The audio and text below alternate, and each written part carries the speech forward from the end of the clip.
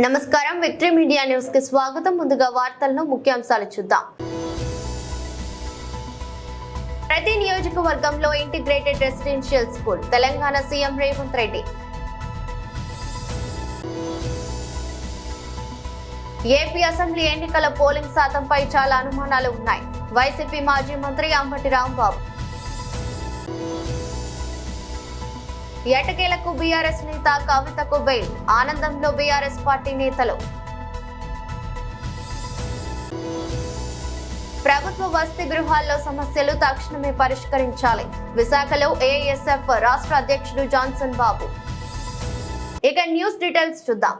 ప్రతి అసెంబ్లీ నియోజకవర్గంలో ఒకే చోట 25 ఎకరాల్లో ఇంటిగ్రేటెడ్ రెసిడెన్షియల్ స్కూల్ ఏర్పాటు చేసి జాతీయ స్థాయి ప్రమాణాలతో వసతులు కల్పించబోతున్నామని సీఎం రేవంత్ రెడ్డి ప్రకటించారు. ప్రస్తుత వసతి గృహాల్లో సరైన సదుపాయాలు లేవని, అందుకే అన్ని రకాల మౌలిక వసతులతో ఎస్సీ ఎస్టీ బీసీ గురుకులాలను ఒకే గొడుగు కిందకి తీసుకువస్తున్నామన్నారు.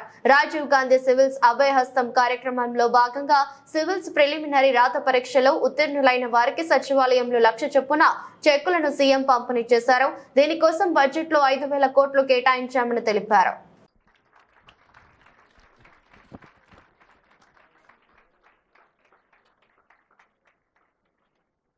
జ్యోత్స్నాదేవి,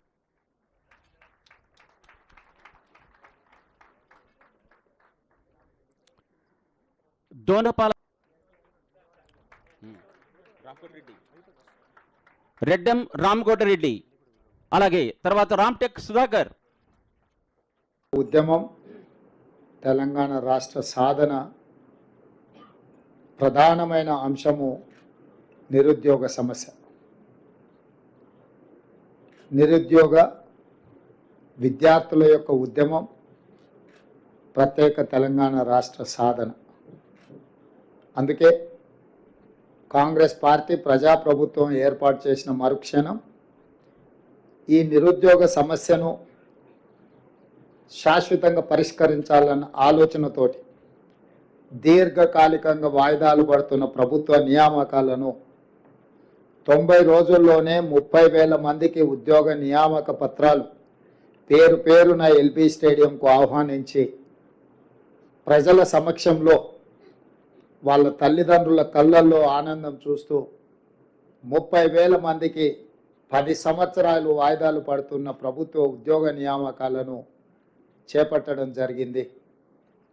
అదే కాకుండా ఇంకొక 35,000 ఉద్యోగాలకు, అది గ్రూప్ 1 కావచ్చు, గ్రూప్ 2 కావచ్చు, గ్రూప్ 3 కావచ్చు, లేకపోతే డిఎస్సి నోటిఫికేషన్ కావచ్చు, ఇతర నియామకాలకు సంబంధించిన నోటిఫికేషన్లు ఇంకొక 35,000కు నోటిఫికేషన్లు ఇవ్వడం ద్వారా నిరుద్యోగ సమస్యను పరిష్కరించడానికి ప్రభుత్వం చిత్తశుద్ధితో ప్రయత్నం చేస్తున్నది అని లక్షలాది మంది నిరుద్యోగ యువకులకు విశ్వాసం కల్పించడానికి సంపూర్ణమైన ప్రయత్నం ఈ ప్రభుత్వం చేస్తున్నది. అదేవిధంగా రాష్ట్ర స్థాయి నియామకాలనే కాకుండా దేశ స్థాయిలో, అది కేంద్ర ప్రభుత్వ సర్వీసులకు సంబంధించి కావచ్చు, పబ్లిక్ సర్వీస్ కమిషన్కు సంబంధించి కావచ్చు, తెలంగాణ రాష్ట్రం నుంచి అత్యధికంగా ఈ ప్రాంత నిరుద్యోగ యువత పోటీ పరీక్షలలో పోటీ పడి అందులో ఉత్తీర్ణులై ఈ దేశ నిర్మాణంలో, ఈ దేశం అభివృద్ధిలో మీరు భాగస్వాములు కావాలి, తెలంగాణ ప్రతిష్ట పెరగాలి, తెలంగాణకు సంబంధించిన మీరందరూ మా కుటుంబ సభ్యులుగా మేము భావించి కుటుంబ పెద్దలుగా మా బట్టి విక్రమార్క గారు. ఏపీ అసెంబ్లీ ఎన్నికల పోలింగ్ శాతంపై రోజు రోజుకు అనుమానాలు పెరుగుతున్నాయని, వాటిని నివృత్తి చేయాలని అవసరం ఎన్నికల సంఘానికి ఉందని మాజీ మంత్రి అంబటి రాంబాబు అన్నారు. మంగళవారం వైసీపీకి చెందిన పలువురు నేతలు ఏపీ ఎన్నికల ప్రధాన అధికారి వివేక్ యాదవ్ ను కలిశారు. అనంతరం అంబటి సచివాలయం వద్ద మీడియాతో మాట్లాడుతూ, ఏపీలో పోలింగ్ శాతం వివరాలపై మాకు అనుమానం ఉందని, పోలింగ్ శాతాన్ని ఈసీ 3 సార్లు వేరువేరుగా వెల్లడించారన్నారు. ఫారం 20 సమాచారాన్ని వెంటనే అప్లోడ్ చేయాలని అంబటి ఈసీని డిమాండ్ చేశారు. ఈవీఎంలను ట్యాంపరింగ్ చేస్తారని తొలుత చంద్రబాబు అన్నారని, గతంలో ఈవీఎంలపై ఫిర్యాదు కూడా చేశారన్నారు. ఈవీఎంలలో ఎన్ని ఓట్లు పడ్డాయో వివిప్యాట్లలో కూడా అన్ని చూపించాలని కోరారు. కొన్ని అనుమానాలు చేయడం జరిగింది. మాకు కూడా ఉన్నటువంటి అనుమానాలు, ఈ అనుమానాలు వ్యక్తం చేయడం ద్వారా మరింతగా బలపడుతూ వచ్చాయి. ఈ అనుమానాలను నివృత్తి చేయవలసినటువంటి బాధ్యత ఎలక్షన్ కమిషన్ ఆఫ్ ఇండియాకు ఉంది. ఎలక్షన్ కమిషన్ ఆఫ్ ఇండియా అనేది ఒక ఇండిపెండెంట్ రాజ్యాంగబద్ధమైనటువంటి ఒక సంస్థ. ఆ సంస్థ నిర్వహించినటువంటి ఎన్నికల్లో ట్రాన్స్పరెంట్గా ఎక్కడ ఏ లోపం లేకోకుండా జరిగింది అని అనిపించవలసినటువంటి బాధ్యత వారికి ఉంది. ఇక్కడ గమనించాల్సిన అంశం ఏమిటంటే, ఎన్నికలు 13వ తారీఖున ఆంధ్రప్రదేశ్లో జరిగినప్పుడు సుమారుగా 6 గంటలకి ఎన్నికల పోలింగ్ అయిపోతుంది. పోలింగ్ అయిపోతుందంటే ఓట్లు వేసే కూడా 4 గంటలకు అయిపోతుంది. ఎందుకంటే 6 గంటలకు అయిపోదు. ఎందుకంటే 6 గంటలకు ఎన్నిక జరిగినప్పుడు, ఆ టైం అయిపోయినప్పుడు 6 గంటలు అవ్వగానే ఆ ప్రాంగణంలోకి ఎవరైతే ప్రవేశించారో వారందరికీ టోకెన్స్ ఇచ్చి వాళ్ళను కూడా అయిపోయేంత వరకు, క్యూలు అయిపోయేంత వరకు ఓటు వేసే విధంగా వారికి అవకాశం కల్పిస్తారు. 6 గంటలకి పోలింగ్ టైం అయిపోయిన తర్వాత కొన్ని చోట్ల పోలింగ్ ముగిసి ఉండదు, కొన్ని చోట్ల ముగిసి ఉంటుంది. పోలింగ్ టైం 6 గంటలకు అయిపోయిన తర్వాత ఎలక్షన్ కమిషన్ కొన్ని ఫిగర్స్ని రిలీజ్ చేసింది. అదేమిటంటే, మాకు అందిన సమాచారం ప్రకారం 68.12% ఆంధ్రప్రదేశ్లో పోల్ అయినాయి అని. మిగతా డీటెయిల్స్ తర్వాత ఇస్తాము అన్నారు. ఎందుకంటే మిగతా డీటెయిల్స్ అంటే ఆ తర్వాత కూడా ప్రాంగణంలో ఉన్న వారికి టోకెన్స్ ఇచ్చి ఓట్లు వేయించారు కాబట్టి అవి పెరుగుతాయి. కాబట్టి ఆ తర్వాత అదే రోజు 11:45 సుమారుగా బీఆర్ఎస్ ఎమ్మెల్సీ కే కవితకు సుప్రీంకోర్టులో భారీ ఊరట లభించింది. ఢిల్లీ లిక్కర్ పాలసీ కేసులో కోర్టు ఆమెకు బెయిల్ మంజూరు చేసింది. ఆమె దాఖలు చేసిన బెయిల్ పిటిషన్ పై దాదాపు గంటన్నర పాటు వాదనలు సాగాయి. ఇరు పక్షాల వాదనలు విన్న తర్వాత జస్టిస్ బిఆర్ గవాయ్, జస్టిస్ విశ్వనాథన్లతో కూడిన బెంచ్ కవితకు బెయిల్ మంజూరు చేసింది. ఈ కేసులో ఇప్పటికే ఛార్జ్ షీటు దాఖలు చేసిన నేపథ్యంలో నిందితురాలు జైలులో ఉండాల్సిన అవసరం లేదని బెంచ్ వ్యాఖ్యానించింది. ఈడీ, సిబిఐ 2 కేసుల్లోనూ ఆమెకు బెయిల్ ఇచ్చింది. నిందితురాలు మహిళ అనే విషయం కూడా దృష్టిలో ఉంచుకుని బెయిల్ ఇస్తున్నట్లు పేర్కొంది. దీంతో 5 నెలలుగా తిహార్ జైల్లో ఉన్న ఎమ్మెల్సీ కవిత నేడు బయటకు రానున్నారు. కాగా ఈ కేసులో కవిత తరపున సీనియర్ న్యాయవాది ముకుల్ రోహత్ కి ఈడీ తరపున ఏఎస్టీ వాదనలు వినిపించారు.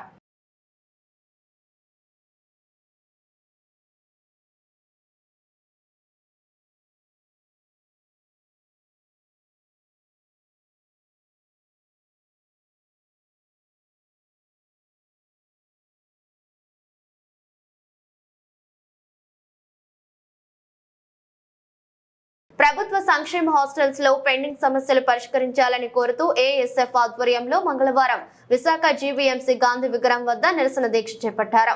ఈ సందర్భంగా విద్యార్థులంతా కూరగాయలు పట్టుకుని వినూత్నంగా నిరసన వ్యక్తం చేశారు.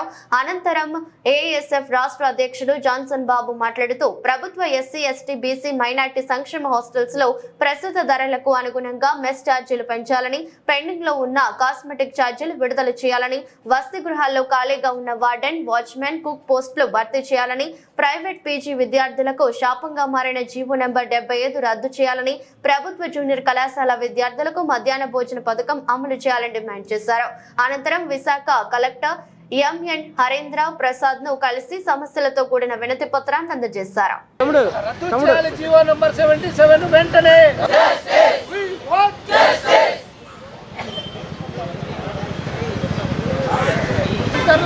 వెంటనే పంపిణీ చేయాలి టంకు పెట్లు, గ్లాసులు, ప్లేట్లు. హైదరాబాద్ ను బ్రాండ్ ను దెబ్బతీసి జలకలను మాయం చేసినట్టు గత 10 ఏళ్ల బీఆర్ఎస్ పాలనలు చూపించారని తెలంగాణ రాష్ట్ర ఖనిజాభివృద్ధి సంస్థ చైర్మన్ ఈరవత్రి అనిల్ కుమార్ అన్నారు. ఈ మంగళవారం తెలంగాణ కాంగ్రెస్ పార్టీ కార్యాలయంలో ఏర్పాటు చేసిన మీడియా సమావేశంలో మాట్లాడుతూ చెరువులను ఆక్రమించి వెంచర్లు నిర్మించడం, ప్రభుత్వ భూములను సైతం నిర్మాణాలు చేపట్టడం, పార్కులను కబ్జా చేయడంతో అంతులేకుండా అవినీతి జరిగిందన్నారు. ప్రజల జీవితాలతో కేసీఆర్ ప్రభుత్వం ఆడుకుందని, చిన్నపాటి వర్షానికి సైతం రోడ్లపై నీరు నిలిచిపోతుందని, ఇష్టానుసారంగా అనుమతులు ఇచ్చి అక్రమంగా నిర్మాణాలు చేపట్టారని, వాటిపై దృష్టి సారించి తొలగించడానికే హైడ్రాను ఏర్పాటు చేశామన్నారు. ప్రజలంతా నగర అభివృద్ధికి సహకరించాలని కోరుతున్నారు.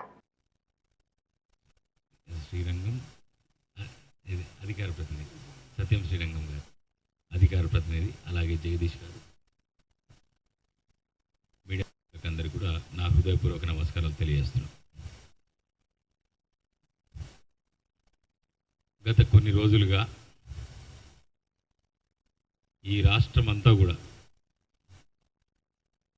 హైడ్రా పైన తీవ్రమైన చర్చ జరుగుతుంది.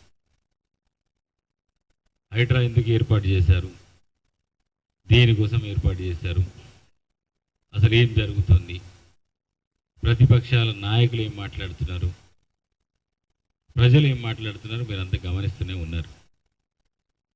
అసలు హైడ్రా ఎందుకు ఏర్పాటైంది? గత 10 సంవత్సరాల కాలంలో హైదరాబాద్ బ్రాండ్ని దెబ్బతీసి హైదరాబాద్లో ఉన్న జలకళని పూర్తిగా సర్వనాశనం చేసి ఒక మసిబూసి మారేడికాయ చేసి ఒక అభివృద్ధి జరుగుతుందని చెప్పేసి ఒక భూతత్వంలో చూపెట్టి అది ప్రజల కోసమే అని చెప్పి మాయ చేసి చూపెట్టడం జరిగింది. అసలు వాస్తవాలు ఏంటిదంటే నిజంగా అభివృద్ధి జరగలే. హైదరాబాద్ని సర్వనాశనం చేసిండ్రు.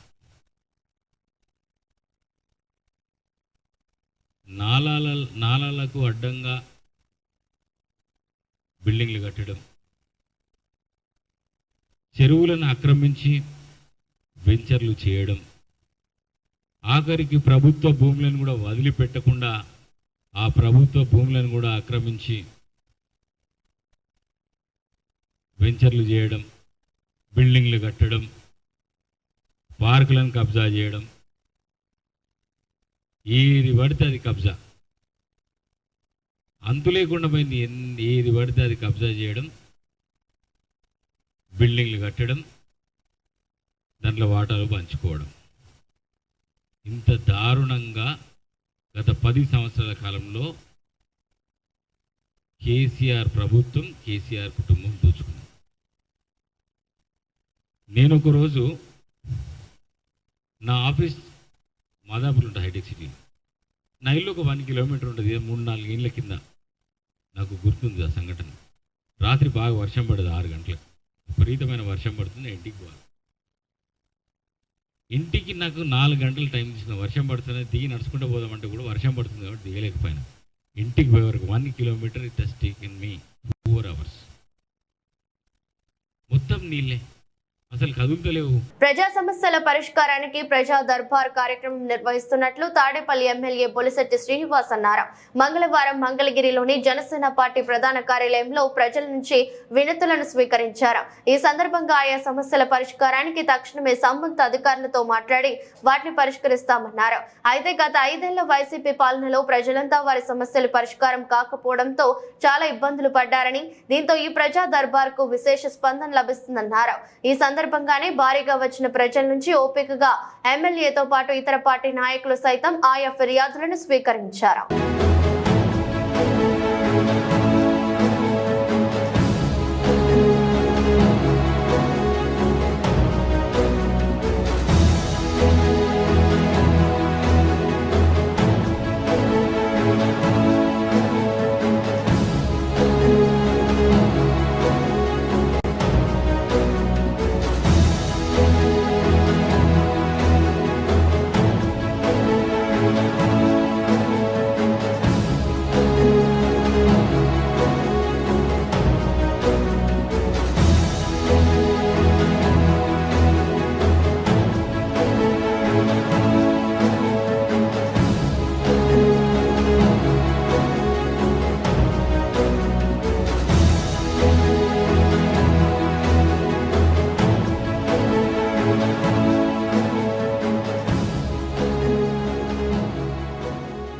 వైసీపీ నేతలంతా ప్రస్తుతం ఫేక్ ప్రచారాలకు పరిమితం అవుతున్నారని ఎంపీ బైరెడ్డి శబరి అన్నారు. అమరావతిలోని ఎన్టీఆర్ భవన్ లో ఏర్పాటు చేసిన మీడియా సమావేశంలో మాట్లాడుతూ కేవలం తన పత్రికల్లో వాస్తవాలను సైతం అవాస్తవాలు చిత్రీకరించి ఆరోపణలు చేస్తున్నారన్నారు. కావాలనే పేదవాడికి పెట్టే అన్న క్యాంటీన్లు ఏర్పాటు చేస్తే వాటిపై కూడా అసత్య ప్రచారాలు చేస్తున్నారన్నారు. సాక్షి నినాదం సత్యమేవ జయతే కాదని అది అసత్యమేవ జయతే అని పేరు మార్చుకోవాలని ఆరోపించారు. గత 5 ఏళ్ల పాలనలో ఎంతమందికి ఉద్యోగాలు ఇచ్చారని ప్రశ్నించారు. పట్టుగతులు లేకుండా చేసుకోవద్దని మనవి చేస్తున్నట్లు ప్రకటించారు. పడుకునేంత వరకు సాక్షి న్యూస్లో ఒక ఫేక్ ప్రచారము మొదలవుతుందే తప్ప ఇంకేమీ లేదు. గత 5 సంవత్సరాలుగా సాక్షి న్యూస్ వేసి ప్రజలు, ఎందుకంటే పల్లెలలో వేరే ఛానల్ లేదు, ఒక్క సాక్షి న్యూస్ సాక్షి పేపరు తప్ప, అది చూసి మీ కొంపను ముంచిందంటే ఆ సాక్షి న్యూస్ చూసినందుకే. మరి కుక్కతోక వంకర అని అంటారు. కుక్కతోక వంకర కన్నా మన జగన్మోహన్ రెడ్డి గారి తోక ఇంకా వంకరగా మారినట్టుంది. మరి ఎట్లా అయిపోయిందంటే అధికారంలోకి వచ్చి 2 నెలలు అవుతుంది. ఈ 2 నెలల్లోనే అన్నా క్యాంటీన్ మొదలుపెట్టాం. పేదవాడికి ఒక అన్నం పెట్టే అన్నా క్యాంటీన్ని కూడా వీళ్ళు కామెంట్లు చేస్తూ, శుభ్రత గురించి కామెంట్లు చేస్తూ, మరి 5 సంవత్సరాల నుండి వీళ్ళు ఏమైనా మంచి చేశారా అంటే లేదు, ఇప్పుడు మంచి చేస్తున్నారు అంటే వీళ్ళు అడ్డుపడుతున్నారు.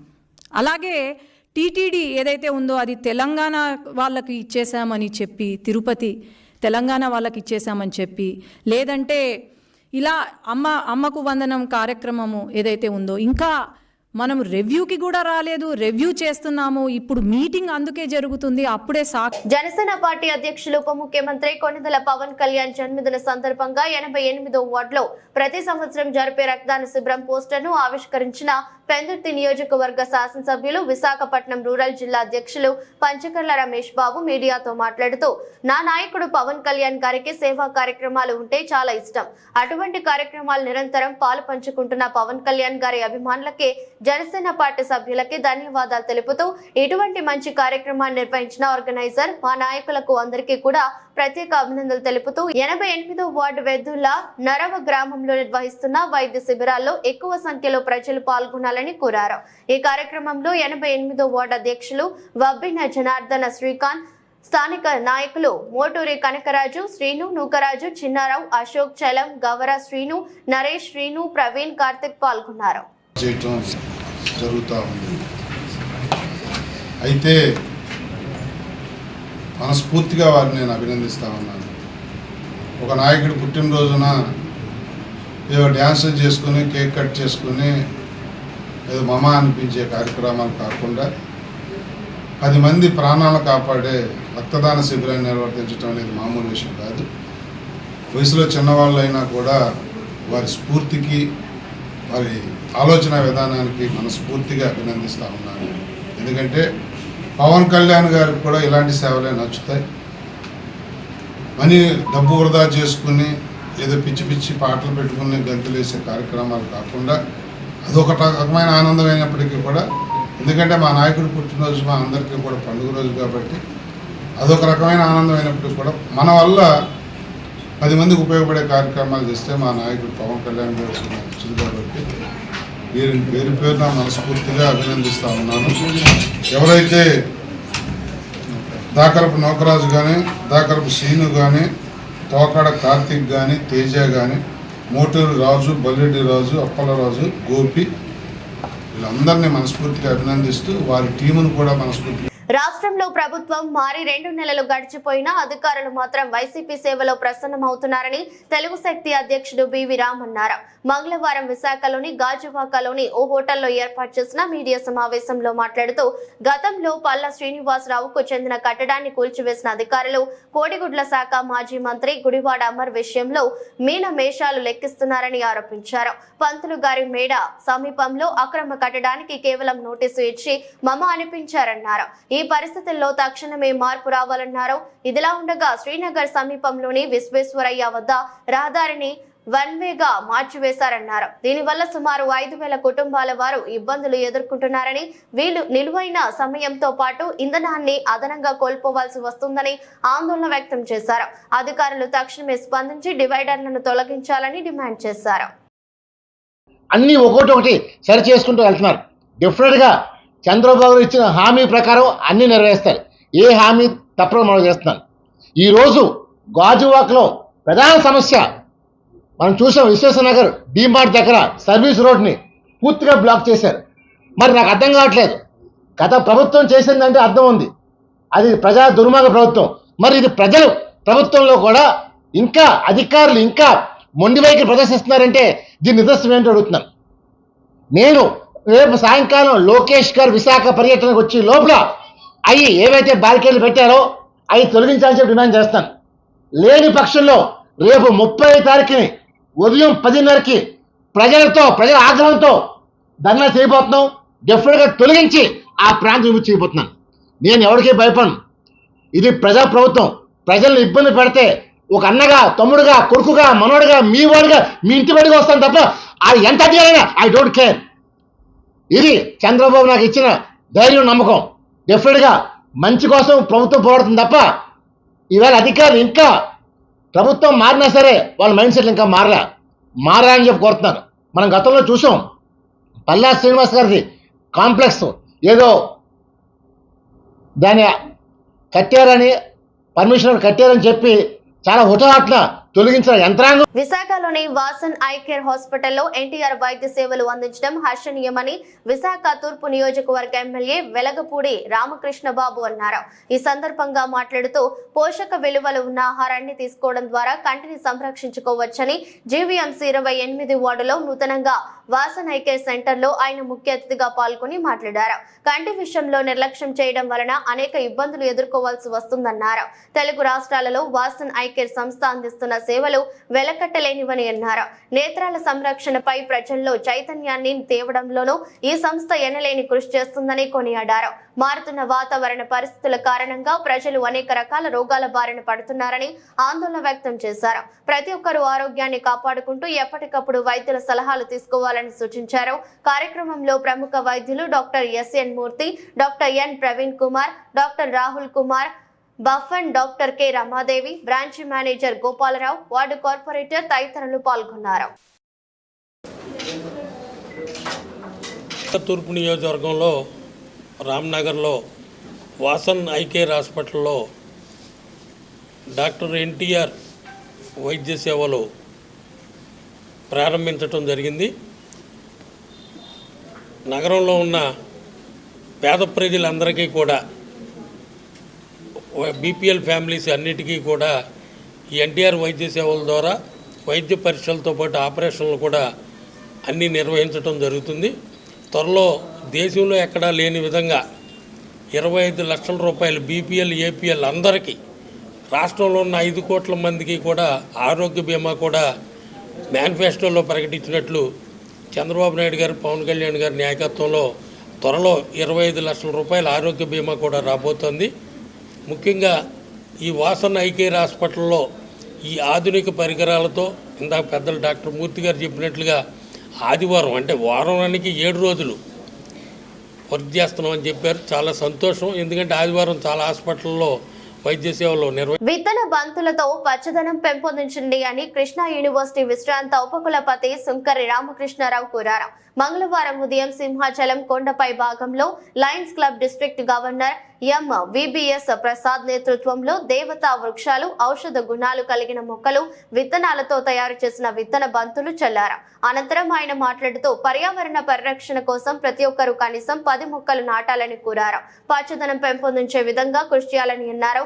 Lions club district governor VBS Prasad మాట్లాడుతూ హీల్ ఎర్త్ అనే నినాదంతో తాము పర్యావరణ పరిరక్షణ కోసం కృషి చేస్తున్నామన్నారు. ఈ సంవత్సరం పచ్చదనం పెంపొందించే విధంగా కృషి చేయాలని నిర్ణయించుకుని విభిన్న కార్యక్రమాలు నిర్వహించడం జరుగుతోందన్నారు. ఈ కార్యక్రమంలో north east lines president M Suresh, Vanitha విభాగం ఎస్ సీతారత్నం, సింహాచలం మాజీ ట్రస్ట్ బోర్డు సభ్యులు వంకాయల Nirmala, green climate team NGO వ్యవస్థాపక కార్యదర్శి జేవి రత్నం తదితరులు పాల్గొన్నారు.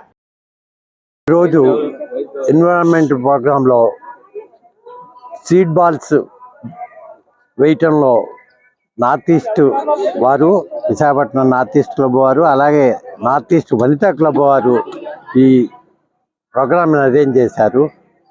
రగ్గెడ్ టెరైన్లో వెళ్ళి హిల్ టాప్లో సీడ్ బాల్స్ వెదజల్లటం అనేది చాలా మంచి విషయం అండి. సో మనం ఎన్విరాన్మెంటల్ ప్రోగ్రాంలో ట్రీ ప్లాంటేషన్ ఎలాగో ఇలానే seed ball sparkling in the rugged terrain అనేది ఇది ఒక వినూత్న కార్యక్రమం. ఆ కార్యక్రమంలో పాల్గొన్న సభ్యులందరికీ కూడా ధన్యవాదాలు.